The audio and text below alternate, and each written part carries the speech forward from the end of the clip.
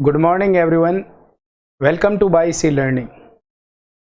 हम टेंस की इस कड़ी में आज शुरू करें हमारा next tense present continuous. Dear students, ये जो प्रेजेंट कंटिन्यूस टेंस है, ये टेंस अपने में बहुत ही यूजफुल है। देखिए, एक हम इसके बेसिक की बात करते हैं। सबसे पहले तो इसकी हेल्पिंग वर्ब क्या है, मेन वर्ब क्या है, किस प्रकार उसका यूज करते हैं।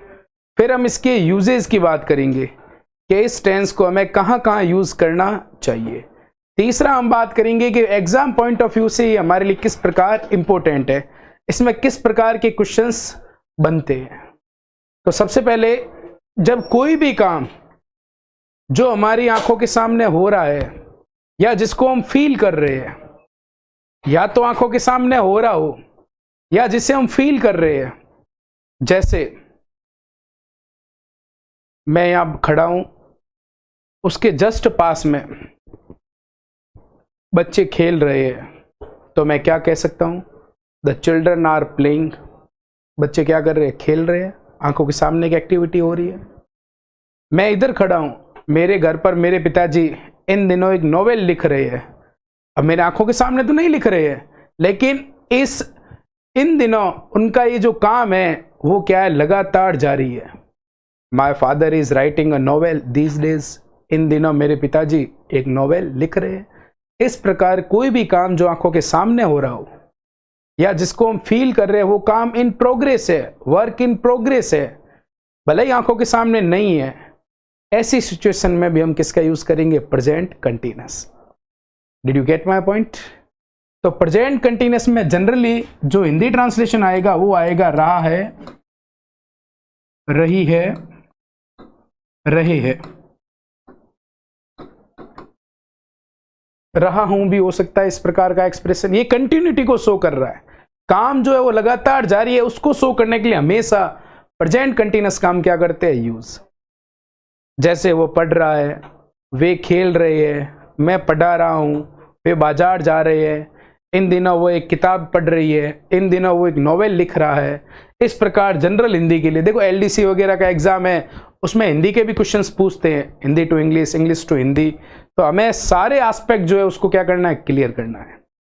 अब बात करते हैं हम इसकी मेन वर्ब, हेल्पिंग वर्ब की। इसकी जो हेल्पिंग वर्ब है वो है इज, आर और एम। यहां आई के साथ हम एम यूज करेंगे और वी यू दे प्लूरल के साथ हम क्या यूज करेंगे? आर। और ये शेड जो है सिंगुलर सब्जेक्ट, हमारा कोई भी नेम वगैरह हो, सिंगुलर सब्जेक्ट हो, उसके साथ हम क्या यूज करेंगे? इज। अब यहां पर मेन वर्ब की बात है। मेन वर्ब में हम क्या लगाएंगे? First form with ING. ये फर्स्ट फॉर्म विद आईएनजी है, वर्ब की फोर्थ फॉर्म भी इसको कहते हैं। अब इस आईएनजी लगाने के कोई दो चार तरीके हैं, पहले उसको भी मैं यहां साइड में डील कर देता हूं। जैसे मैंने यहां पर लिख दिया, सपोज कम। यदि हमारा लास्ट लेटर ई आता है तो हम ई को हटा करके क्या लगाते हैं? आईएनजी। जनरली ऐसा होता है। यदि लास्ट में आई आता है तो आई को रिप्लेस कौन करेगा? वाई। फिर क्या लगाएंगे? आईएनजी। इसी प्रकार यदि लास्ट से पहले एक वाउल है तो लास्ट लेटर को हम कितनी बार लिखेंगे? 2 बार। और यदि लास्ट से पहले 2 वाउल है तो हम डायरेक्ट क्या लगाते हैं? आईएनजी। ये कुछ आईएनजी लगाने का क्या है तरीका? How to add ING. ING को किस प्रकार से ऐड किया जाता है। नेक्स्ट बात करते हैं हम एग्जाम्पल की। तो हमारा एक फिक्स एग्जाम्पल है जिसके दौरान हमने इस सबको सीखा है, ताकि देखिए, फिक्स एग्जाम्पल रखने का उद्देश्य क्या है? फिक्स एग्जाम्पल रखने का उद्देश्य है कि हमें उनमें अंतर समझ में आए। अलग अलग वाक्य लेंगे तो हो सकता है कि हम अंतर को नहीं पकड़ पाए। एक ही उदाहरण चल रहा है तो हम उसके अंतर को सीख लेंगे, फिर उससे हम बाकी उदाहरण का ऑटोमेटिक अंतर क्रिएट कर सकते हैं। तो यहां देखिए, प्रेजेंट कंटिन्यूअस की बात है। हमारा सब्जेक्ट यदि हम एक नाम लेते हैं, मैंने सपोज यहां ले लिया राम। एक नाम के साथ हमारी हेल्पिंग वर्ब कौन आती है? इज। सिंगुलर के साथ इज। और प्ले का हम क्या करेंगे? प्लेइंग। ऑब्जेक्ट है football. Ram is playing football. अब इसका हमें क्या बनाना है? निगेटिव। नेगेटिव के लिए हम क्या लगाएंगे, हेल्पिंग ऑफ के बाद नॉट, हेल्पिंग ऑफ है इज का हो गया इजंट, प्ले का हमारा क्या होगा प्लेइंग,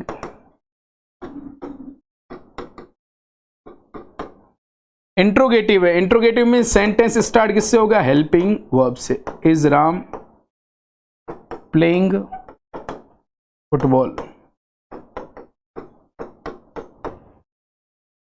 ऐसे कैसे हमारा इंट्रोनेगेटिव है, is Ram not playing football. अब हम बात करते हैं WH की, राम क्या खेल रहा है, क्या सेंटेंस के बीच में है, तो व्हाट से शुरू होगा, what is Ram playing. Last कौन बचा हमारा, कौन खेल रहा है, तो राम हट जाएगा, हु इज प्लेइंग फुटबॉल। देखिए हमने प्रेजेंट सिंपल में भी यही सीखा था कि जिसके अफर्मेटिव में हेल्पिंग वर्ब है उसके हु के साथ भी आएगी, जिसके अफर्मेटिव में हेल्पिंग वर्ब नहीं है उसके हु के साथ हेल्पिंग वर्ब का यूज नहीं होगा। बाकी क्या होगा, क्योंकि यहां सब्जेक्ट आ रहा है तो सब्जेक्ट के कारण क्या है, राम के कारण इज, यदि यहां होता है यू तो यहां क्या आ जाता आर, यहां हो जाता है ही तो यहां क्या आ जाता इज। इस इंट्रोगेटिव प्रोनाउन का इस हेल्पिंग वर्ब से कोई लेना देना नहीं है।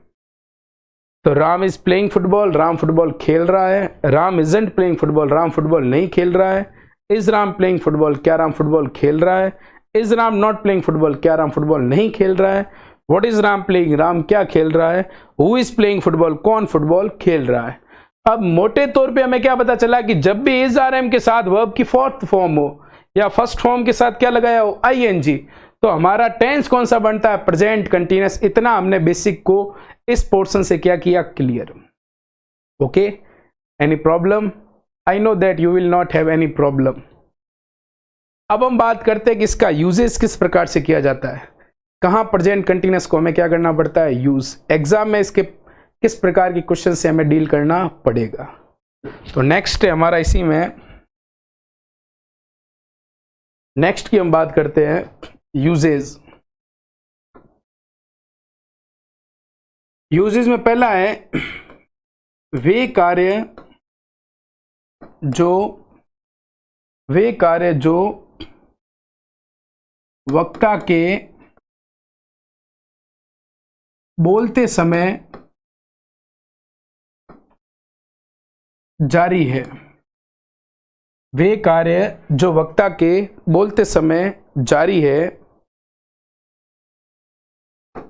मतलब एन एक्शन इन प्रोग्रेस, ऐसा एक्शन जो क्या है प्रोग्रेस में, मतलब क्या है जारी है। जैसे she is teaching English now, वे कार्य जो वक्ता के बोलते समय जारी है, she is teaching English now, वो अभी इंग्लिश पढ़ा रही है। Children are playing in the garden, बच्चे गार्डन में खेल रहे हैं। ये एट द जो स्पीकर है उसके बोलते समय ये काम उसकी आंखों के सामने हो रही है। ऐसी कंडीशन में हम कौन सा टेंस यूज करेंगे, प्रेजेंट कंटिन्यूअस। इसका मतलब एक ऐसा एक्शन जो क्या हो, इन प्रोग्रेस हो। सेकंड इसका क्या यूज है, वे कार्य जो वक्ता के बोलते समय जारी न होकर के भी, वे कार्य जो वक्ता के बोलते समय जारी न होकर के भी लगातार प्रक्रिया में है, लगातार प्रक्रिया में है या लगातार प्रक्रिया में जारी है। मतलब ऐसा एक्शन जो क्या है एट द टाइम, जिस समय कोई स्पीकर बोल रहा है उस समय जारी ना होकर के वो एक कंटिन्यूटी में चल रही है। जैसे देखो मैं किसी स्टूडेंट को पूछ लेता हूं तुम इन दिनों क्या कर रहे हो, वो कहेगा मैं किसी ग्लास फैक्ट्री में काम कर रहा हूं। क्या मेरे पूछते समय वो ग्लास फैक्ट्री में काम कर रहा है? नहीं कर रहा ना, लेकिन उसका उन दिनों वो रोल है, वो उस जॉब को कर रहा है जो कंटिन्यूटी में है। यदि मेरे आंखों के सामने वो जो भी कर रहा हो वो कहेगा I am eating food, I am taking my meal, मैं अपना मील ले रहा हूं, मैं अपना भोजन कर रहा हूं। वो तो मैंने आंखों के सामने था, तो फर्स्ट कैटेगरी थी, लेकिन मेरे पूछने के दौरान नहीं है, फिर भी वो वहां काम कर रहा है, तो कंटिन्यूटी में है वो काम। ऐसी सिचुएशन में भी हम किसका यूज करेंगे? Present continuous. जैसे she is writing a novel these days, she is writing a novel these days, इन दिनों वो क्या कर रही है? एक नॉवेल को लिख रही है। तो नॉवेल लिखने का काम क्या है? जारी है। She is learning English grammar now days, इन दिनों वो इंग्लिश ग्रामर सीख रही है। जरूरी नहीं कि हमारे आंखों के सामने वो क्लास ले रही है, वो अपने घर पर है या ऑनलाइन इस डिजिटल एजुकेशन के माध्यम से क्या कर रही है? उस क्लास को सीख रही है। तो इस प्रकार कोई भी कार्य जो बोलते समय जारी हो या बोलते समय जारी न होकर के भी किसी लगातार प्रक्रिया में क्या हो? ऑन गोइंग हो। For an action go on going, ऐसा एक्शन जो लगातार जारी है, उस कंडीशन में हम हमेशा किसको यूज करेंगे? प्रेजेंट कंटिन्यूअस को।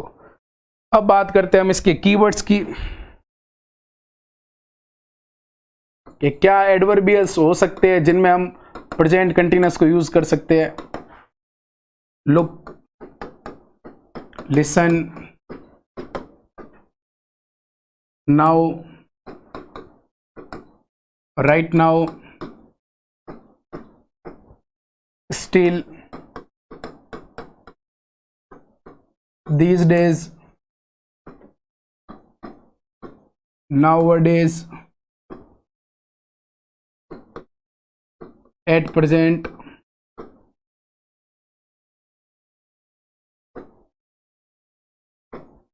at the moment या at the time। at the moment कर सकते हैं, at this moment कर सकते हैं, at this time कर सकते हैं।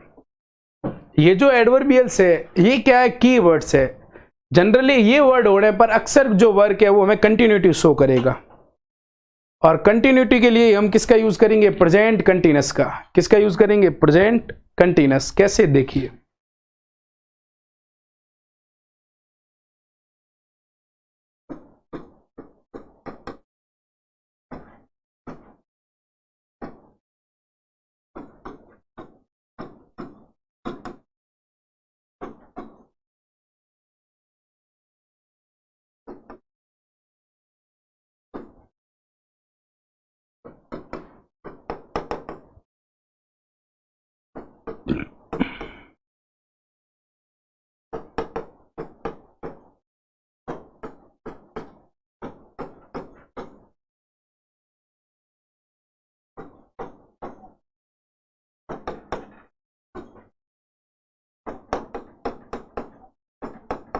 अब यहां देखते हैं इसको, प्रेजेंट कंटिन्यूअस में किस प्रकार से इनका यूज है। यहां एडवर्बियल लिखा हुआ है दीज डेज, नाउ डेज लिखो, दीज डेज लिखो, इनका अर्थ होता है इन दिनों। मैनी फॉरेन बर्ड्स, कई सारे जो है पक्षी, फॉरेन बर्ड्स विदेशी पक्षी, space to India these days, इन दिनों कहां आ रहे हैं? भारत आ रहे हैं। इसका मतलब है उनके आने का काम लगातार क्या है? कंटिन्यूटी में। इसलिए फॉरेन बर्ड्स एक से ज्यादा है तो क्या आएगा? आर, और कम का हमारे क्या हो जाएगा? कमिंग। सेकंड क्वेश्चन है लिसन, सुनो, कोई दरवाजा खटखटा रहा है, देखो नदी बह रही है, देखो अभी सनराइज कर रहा है। इस प्रकार कोई भी एक्सक्लेमेटरी बिगनिंग हो ज्यादातर, तो उसमें सेंस हमेशा कंटिन्यूटी का बनेगा। या कुछ ऐसी कमांड हो, listen to me what I am saying, मुझे सुनो जो मैं कह रहा हूं। तो इस प्रकार का जब भी फ्लो हो, संबोधन का मतलब है कोई एक के लिए आएगा इज, नॉक का क्या हो जाएगा? नॉकिंग। इस प्रकार ये जो कीवर्ड्स है इनके माध्यम से भी हम किसका यूज कर सकते हैं? प्रेजेंट कंटिन्यूअस का। ये नाउअडेज दोनों तरीके से लिखा हुआ हो सकता है, आप इसको इस प्रकार से कंटिन्यू भी लिख सकते हैं, नाउअडेज। तो इस प्रकार इन एडवर्बियल्स के साथ ये सारे कंटिन्यूटी को शो कर रहे हैं। लिसन, सुनो, लुक, देखो, नाउ, अभी, राइट नाउ, अभी, स्टिल, अभी तक, दीज डेज, नाउअडेज, इन दिनों, at present, at this moment, at the time या एट दिस टाइम, इस समय। I am teaching English at this time, इस समय मैं इंग्लिश पढ़ा रहा हूं, मेरा एक्शन पढ़ाने का क्या है? जारी है। मैं डेली पढ़ाता हूं, प्रेजेंट कंटिन्यूअस। मैं पढ़ाने का काम कंप्लीट कर चुका हूं, उसका इफेक्ट है, जस्ट मैं रेस्ट कर रहा हूं, अब मैं फ्री हूं, प्रेजेंट परफेक्ट, जिसको हम नेक्स्ट डील करेंगे। इस प्रकार कोई भी काम जो कंटिन्यूटी का सेंस रखे, एक्शन ऑन गोइंग हो या इन प्रोग्रेस हो, वो हमेशा किसका पार्ट होगा? प्रेजेंट कंटिन्यूस का। एक इसका वेरी वेरी स्पेशल है, उसको भी हम देख लेते हैं। वेरी वेरी स्पेशल कहता है ऑलवेज, फॉरएवर, ऑलवेज है, फॉरएवर है, कंटिन्यूली है, कॉन्स्टेंटली है। इनको भी हम प्रेजेंट कंटिन्यूअस में यूज करेंगे तो हमारा जो मीनिंग निकलेगा टू शो इरिटेशन, वो क्या व्यक्त करने के लिए निकलेगा? चिड़चिड़ेपन को। कैसे? देखिए, ऑलवेज हमेशा हम प्रेजेंट कंटिन्यूअस में पढ़ते हैं, कोई दिक्कत नहीं है इसमें कि ऑलवेज किस में आता है? प्रेजेंट कंटिन्यूअस में। लेकिन मैं यदि बात करूं कि ये जो हमारा ऑलवेज है या फॉरएवर है, कॉन्स्टेंटली है या कंटिन्यूसली है, इन सभी का लगभग सेंस है हमेशा। अब देखिए, मैं एक जैसे एग्जांपल बोलता हूं, वो हमेशा मेरा पीछा करता है, ही इज ऑलवेज फॉलोइंग मी। देखो, यदि मैं ऐसे बोलता हूं ही ऑलवेज फॉलोज मी, इसका मतलब मुझे अच्छा लग रहा है वो मेरा पीछा करता है, तो ही इज ऑलवेज फॉलोइंग मी, मेरा चिड़चिड़ापन शो कर रहा है कि वो मेरे पीछे आ रहा है, मुझे पसंद नहीं है।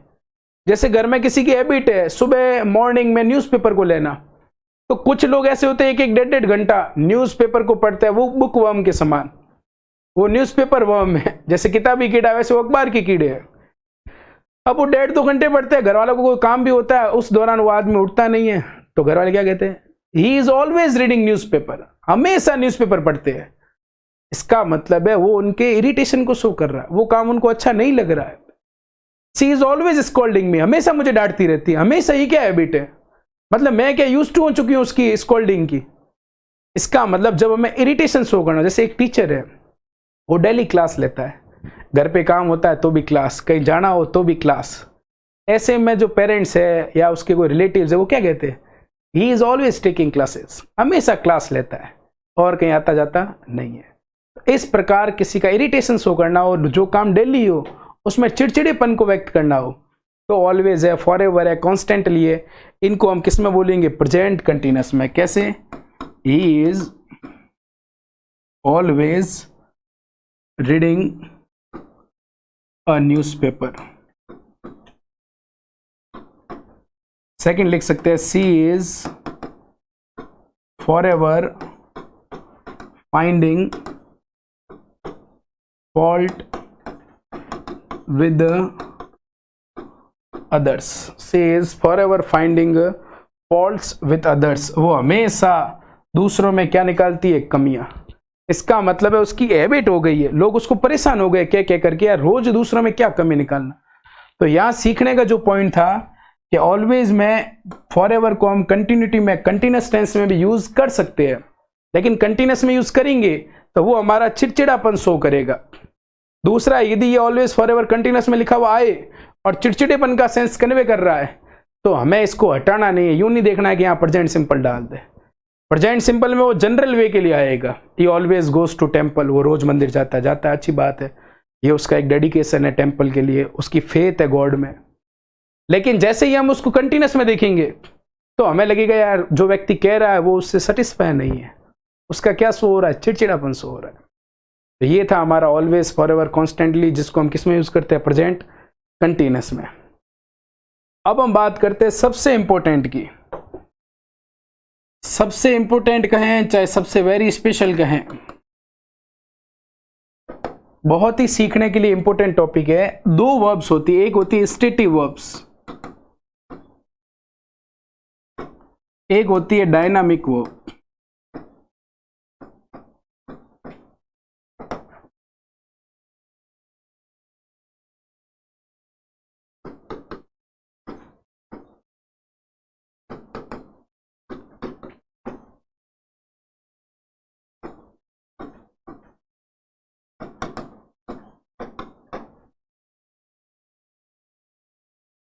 देखिए, यहां मैंने 2 वर्ब्स लिखी है, एक लिखी है स्टेटिव वर्ब्स, दूसरा मैंने लिखा है डायनामिक वर्ब।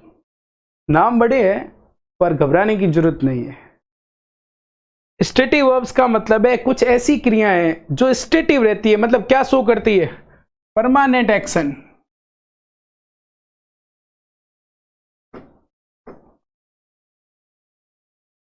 जो परमानेंट एक्टिविटी शो कर रही है उनको हमें किस में लिखना चाहिए, प्रेजेंट सिंपल में। और जो हमें टेम्पररी एक्शन शो करेगी उसे हम किस में लिखेंगे, प्रेजेंट कंटीन्यूअस में। अब यहां दो वर्ब्स है, stative verbs and dynamic verbs. Stative verbs जो है वो हमेशा परमानेंट एक्शन को शो करती है। कैसे, देखिए, किसी ने मुझे कहा, मैंने उसको रिप्लाई किया, we see with our eyes, हम आंखों से देखते हैं। क्या ये परमानेंट है या टेम्पररी है? नहीं सर, थोड़ी देर बाद मैं नाक से देख रहा हूं। नहीं सर, थोड़ी देर बाद मैं मुंह से देख रहा हूं। Not possible. हम कानों से सुनते हैं, परमानेंट एक्शन है। हम नाक से स्मेल फील करते हैं, परमानेंट एक्शन है। तो कुछ ऐसी वर्ब्स है, जैसे हम किसी से प्यार करते हैं, किसी से नफरत करते हैं, तो वो नफरत और प्यार क्या होता है, कंटिन्यू होता है। नहीं नहीं, ऐसा नहीं, आई एम लविंग यू, मैं तुम्हें प्यार कर रहा हूं, थोड़ी देर बाद किसी और से करूंगा, टेम्पररी। इसका मतलब है मेरे पास एक कार है, परमानेंट मेरी है। यूं नहीं है कि मैं एक कार रख रहा हूं, अब थोड़ी देर बाद बेच रहा हूं, कल फिर रख रहा हूं। मतलब स्टेटिव वर्ब्स ऐसी वर्ब्स होगी जो हमेशा प्रेजेंट सिंपल में लिखी जाएगी। ये लिखा हुआ है, परमानेंट एक्टिविटी को शो करेगी और किस में लिखी जाएगी, प्रेजेंट सिंपल में। उसको हम कंटीन्यूअस में नहीं लिख सकते हैं। उसको हम क्या नहीं करेंगे, कंटीन्यूअस में नहीं लिख सकते हैं। किसको, स्टेटिव वर्ब्स को। स्टेटिव वर्ब्स को हम कंटीन्यूअस में नहीं लिख सकते, इसका आप ध्यान रखें। अब दूसरी बात करते हैं, ये जो डायनामिक वर्ब है, डायनामिक वर्ब्स मतलब एक ऐसी वर्ब्स है जो टेम्पररी एक्शन को शो करेगी। टेम्पररी का मतलब है आई एम टीचिंग नाउ, मैं अभी पढ़ा रहा हूं, थोड़ी देर बाद मैं बैठ सकता हूं। यूं तो है नहीं कि मैं फॉर एवर टीचिंग कर रहा हूं, नॉट पॉसिबल एट ऑल, बिल्कुल भी संभव नहीं है। अब यदि देखिए कुछ ऐसे एक्सप्रेशन है, जैसे मेरी किसी चीज के लिए डिजायर है, तो वो डिजायर क्या रहेगी, परमानेंट रहेगी। तो कुछ ऐसी स्टेटिव वर्ब्स होती है जो हमेशा परमानेंट एक्शन को शो करती है, और डायनामिक वर्ब जो होगी वो टेम्पररी एक्टिविटी को शो करेगी। तो हमें इनको पहले क्या करना चाहिए, क्लासीफाई। तो हमें यह ध्यान रखना है कि हम किन वर्ब्स का प्रेजेंट कंटीन्यूअस में यूज कर सकते हैं और किन का हम प्रेजेंट कंटीन्यूअस में यूज नहीं कर सकते। तो यहां सबसे पहले मैं लिख रहा हूं स्टेटिव वर्ब्स। ऐसी 25-30 वर्ब है जनरली, आप भले उसको क्लासीफाई करके लिखो या डायरेक्ट लिखो, एक ही बात है। यदि मैं स्टेटिव वर्ब्स की बात करूं तो स्टेटिव वर्ब्स में जैसे see, hear, taste, smell, feel, love, hate, own, resemble, have, belong,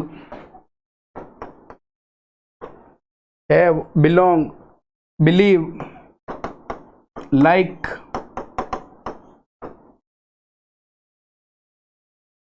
admire, detest,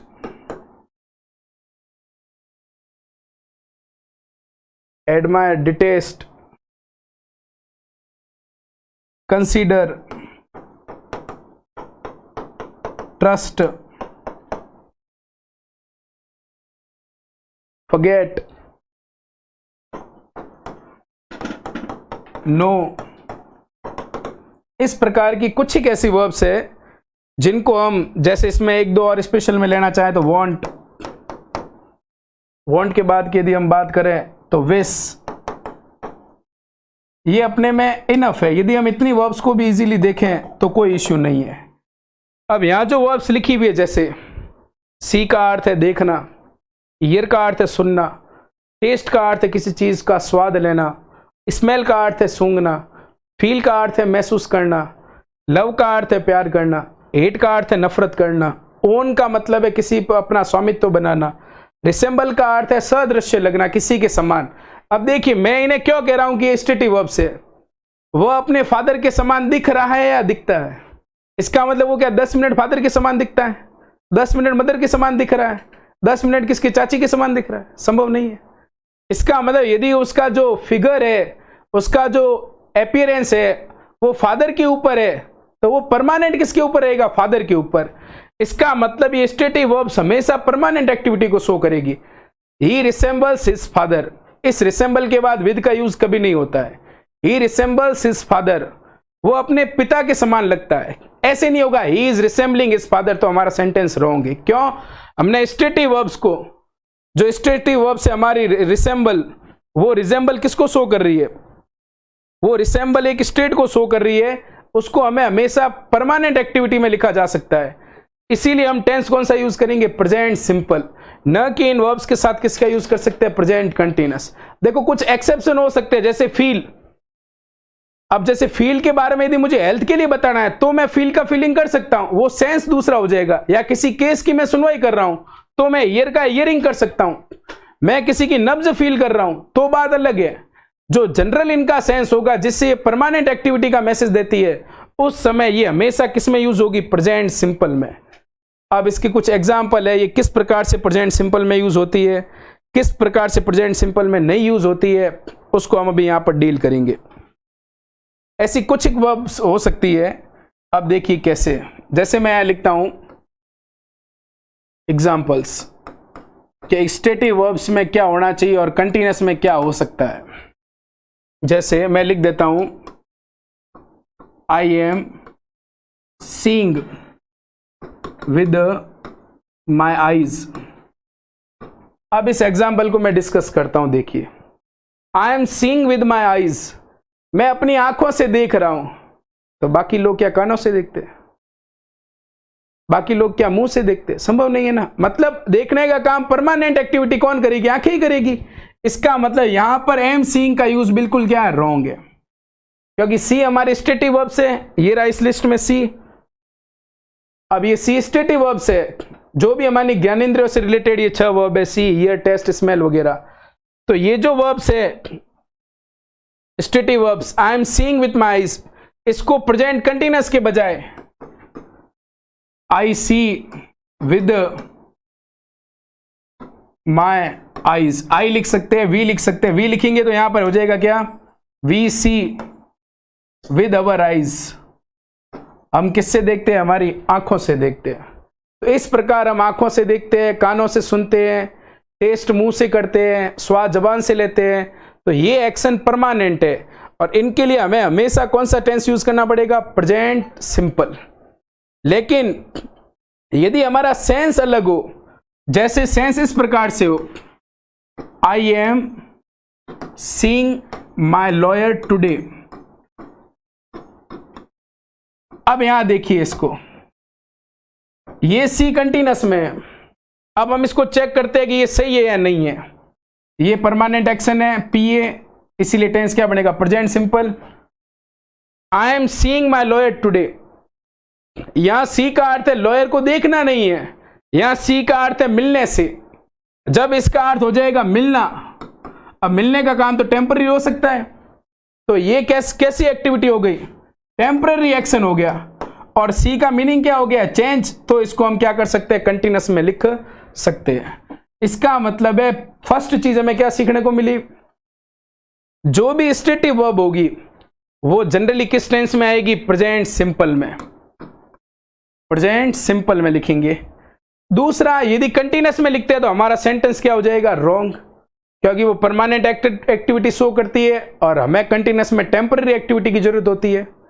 लेकिन यदि उस स्टेटिव वर्ब का मीनिंग चेंज हो रहा है, जैसे यहां सी का क्या हो गया? मिलना, तो हम उसको कंटिन्यूअस में यूज कर सकते हैं।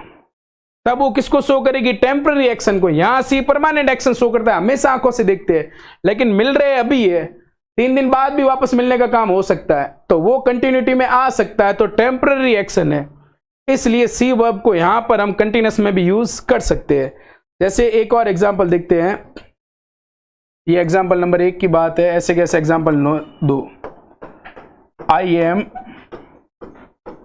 Having a car, I am having a bath, I am having breakfast. अब अब जैसे यहां देखते हैं, मैंने हैव वर्ब को यूज किया है। हैव वर्ब जो है हमारे पास पोजीशन बताती है, हैव है, ओन है, ये पोजीशन बताती है, बिलोंग है, कि वस्तु किसके पास है, हमारे पास है। अब मैं फर्स्ट सेंटेंस कहता है कि I am having a car. अब I am having a car, या तो आई हैव अ कार, मेरे पास एक कार है। हैविंग अ कार मतलब कोई टेम्पररी तो है नहीं कि 2 मिनट के लिए खरीदें 2 मिनट में बेच रहे, संभव ही नहीं है।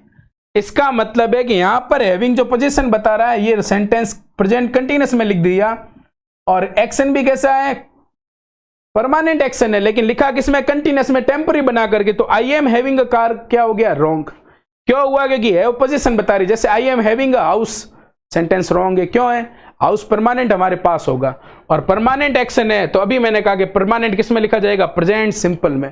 आई have a car, I have a house, I have a cell phone, ये सारे परमानेंट एक्शन है। और परमानेंट जब इन वर्ब्स का यूज करेंगे, स्टेटिव वर्ब्स को, तो हमेशा किसमें लिखेंगे, प्रेजेंट सिंपल में। लेकिन नेक्स्ट दो यदि एग्जांपल्स की मैं बात करूं, जब हैव वर्ब को यूज हम खाने पीने के लिए भी कर सकते हैं, नहाने के लिए भी कर सकते हैं, मनोरंजन के लिए भी कर सकते हैं। अब खाने में कोई पोजीशन नहीं हो रहा है मेरा, नहाने में कोई मेरा पोजीशन नहीं हो रहा है, यदि हैव वर्ब को पोजीशन में शो करें, पोजीशन का मतलब है हमारा अधिकार होना। मेरा इस बिल्डिंग पर अधिकार है, मेरा इस घर पर अधिकार है, आई have a house, I have a car. तो कार पे अधिकार, जब अधिकार का सेंस होगा पोजीशन का, तो कंटीन्यूअस में यूज नहीं होगा। लेकिन मैं नहा रहा हूं, मैं खाना खा रहा हूं, मैं ब्रेकफास्ट कर रहा हूं, यहां कोई मेरा अधिकार नहीं है। यहां एक जनरल वो टेम्पररी एक्शन शो कर रही है, और टेम्पररी एक्शन के कारण वो किसमें आती है, प्रेजेंट कंटीन्यूअस में। तो ये जो दोनों स्टेटमेंट है, ये कंटीन्यूअस में बिल्कुल सही है। कैसे, आई एम हैविंग अ बाथ, मैं नहा रहा हूं, नहाना टेम्पररी एक्शन है, नहा करके बाहर आ जाते हैं। आई एम हैविंग ब्रेकफास्ट, मैं ब्रेकफास्ट कर रहा हूं, ब्रेकफास्ट का काम कंटिन्यू था, अब गया हो गया बंद। लेकिन कार क्या ऐसी होगी, अभी पड़ी है मेरे पास, थोड़ी देर बाद नहीं है। कार के ऊपर हमारा पोजीशन क्या रहेगा, लाइफ टाइम तक रहेगा, जब तक हम उसको सेल ना कर दे। तो इस प्रकार हमें यह ध्यान रखना है कि स्टेटिव वर्ब्स को हम यूज किस में करेंगे, प्रेजेंट सिंपल में। पहली चीज, कंटीन्यूअस में कभी भी यूज नहीं होगा। यदि स्टेटिव वर्ब्स अपना मीनिंग चेंज करती है और टेम्पररी एक्शन को शो कर रही है, तो ही हम उसको किस में यूज कर सकते हैं, प्रेजेंट कंटीन्यूअस में। अब जैसे मैं एग्जांपल लिख देता हूं, एग्जांपल नंबर 3 की बात करूं,